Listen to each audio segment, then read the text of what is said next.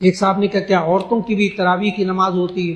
تو اس کا جواب یہ ہے تراویح نفل نماز جو سنت ہے، نفل نماز کی جماعت نبی صلی اللہ علیہ وسلم نے فرضوں کی جماعت بھی عورتوں کی نہیں الگ اجازت دی۔ ہاں مرد امام ہو، پیچھے ایک دو مرد ہوں، پھر پردہ ہو، پھر اس کے پیچھے عورتیں کھڑی ہو جائیں، بہت اچھا۔ جیسے تراویح میں حافظ صاحب آگے پڑھ رہے ہیں، باپ ایک بیٹا بھائی پیچھے کھڑے ہو گئے، ہاں کوئی اور پیچھے اس کے پردہ، اور پھر عورتیں کھڑی ہو جائیں، جائز تراویح۔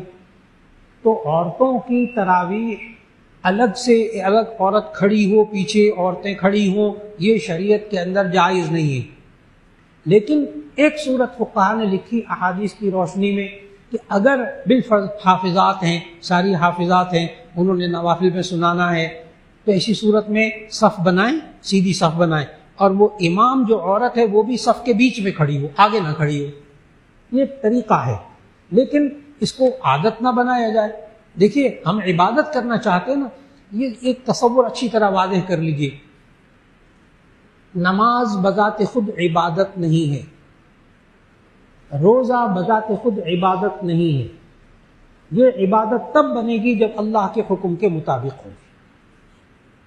میں مثال دیتا ہوں، اب نماز پڑھنا کتنا اچھا کام ہے، لیکن کوئی بندہ نبی صلی اللہ علیہ وسلم نے 3 اوقات میں منع کیا، عند الطلوع وعند الغروب وعند الاستواء، سورج جب بالکل طلوع ہو رہا ہو، سورج غروب ہو رہا ہو، اور جب بالکل سورج سر کے اوپر ہو، اس وقت سجدہ کرنا مکروہ تحریمی، حرام کام کا گناہ ہوگا۔ اس وقت اگر کوئی نماز پڑھ رہا ہو کہ آپ کہیں گے تم حرام کام کر رہے، گناہ ہو رہا ہے، وہ کہے گا میں نماز پڑھ رہا ہوں، نماز پڑھنا حرام کیسے ہو سکتا ہے؟ اس کا جواب کیا ہوا؟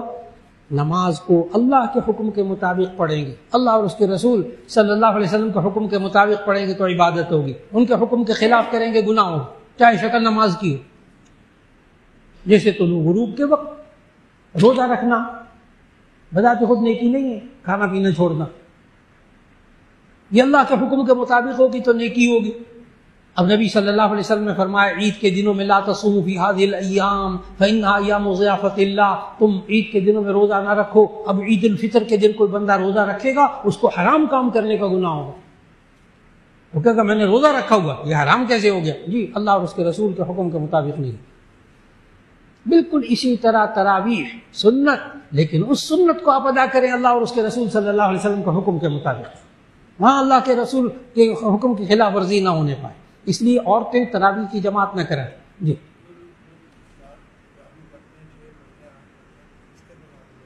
بھائی صاحب کہہ رہے ہیں کوئی 2 تراویح پڑھتا ہے، کوئی 6 پڑھتا ہے، اس کے بارے میں بتا دیں۔ تو اس کا جواب یہ ہے کہ تشریف رکھیے گا، 2 تراویح کوئی نہیں مانتا، 4 بھی نہیں مانتا، 6 بھی نہیں مانتا، 8 اور 20 میں اختلاف ہے، 8 اور 20 میں اختلاف ہے، ٹھیک، لیکن امت مسلمہ کا اتفاق ہے، چاروں ائمہ کا اتفاق ہے 20 تراویح پر۔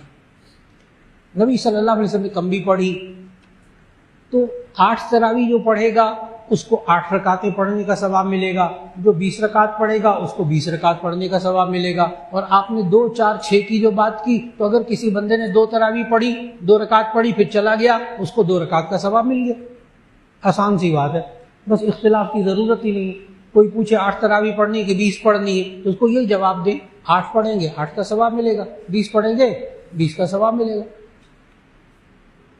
ایک صاحب نے کہا کیا حافظہ عورت جماعت کروا سکتی ہے؟ اس کا میں نے جواب دے دیا، حافظہ عورت خود نفل میں اونچی آواز، ہلکا سا اونچی آواز کر کے پڑھ لے، الحمدللہ مدارس میں یہ چیز رائج ہے، جماعت نہیں کروانی۔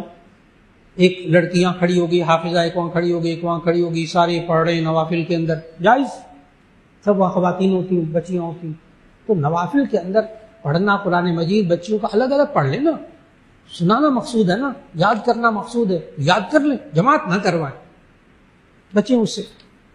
ایک صاحب نے کہا کیا عورت کو تراویح مسجد میں ادا کرنی چاہیے گھر میں؟ تو اس کا جواب یہ ہے کہ نبی صلی اللہ علیہ وسلم کے زمانے میں بھی خواتین مسجد میں نماز پڑھنے آتی تھیں، لیکن بعد میں منع کیا گیا۔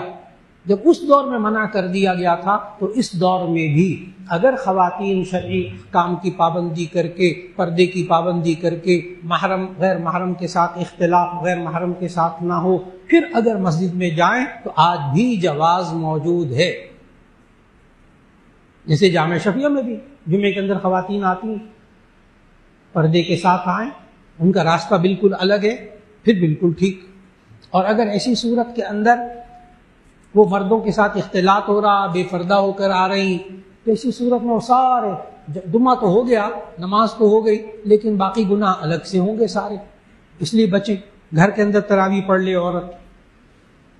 ایک صاحب نے کہا کیا صف میں نمازیوں کو پیر ملا کر کھڑا ہونا چاہیے؟ کیا صف میں نمازیوں کو پیر ملا کر کھڑا ہونا چاہیے؟ عام طور پر ایسا نہیں ہوتا جی، بعض لوگ کندھے ملانے کا کہتے ہیں، بعض لوگ پیر ملانے کا کہتے ہیں۔ تو اس کا جواب اچھی طرح سے ذہن میں رکھیے گا کہ اصل میں صف کو سیدھا کرنے کا حکم ہے، اور صف کے درمیان دو بندوں کے درمیان اتنی جگہ نہیں ہونی چاہیے کہ کوئی تیسرا بندہ آ کر کھڑا ہو سکے۔ اگر اتنی جگہ چھوڑی تب گناہ ہوگا، اگر اتنی جگہ نہیں ہے، تھوڑی جگہ ہے، تو آپ کی نماز بالکل صحیح ہو گئی۔ کندھے سے کندھا ملانے کو جو کہتے ہیں نا، اس کا مطلب ہوتا ہے آپ کندھے کے ساتھ کندھے کو محاذات میں رکھیں، اس کے برابر رکھیں تاکہ صف سیدھی ہو جائے۔ اس کا مقصد یہ ہے، کہتے ہیں کندھے سے کندھا ملائیں، تو اب لوگ شروع ہو جاتے ہیں کندھا ملانا، دو آدمی تنگ ہوتے ہیں، رکوع کرتے سجدہ کرتے۔ اللہ کے بندو، کندھے سے ملانے سے مقصود کیا ہے؟ محاذات، یعنی ایک کندھا دوسرے کندھے کے برابر برابر، اس طرح صف سیدھی ہو جائے گی۔ اس لیے پیر ملانا بھی فرض واجب نہیں، کندھے ساتھ ساتھ ملانا بھی واجب نہیں، صف سیدھی کرنا واجب ہے۔ درمیان میں ایک بندے کی جگہ چھوڑنا یہ غلط بات، یہ شریعت میں منع ہے۔ بس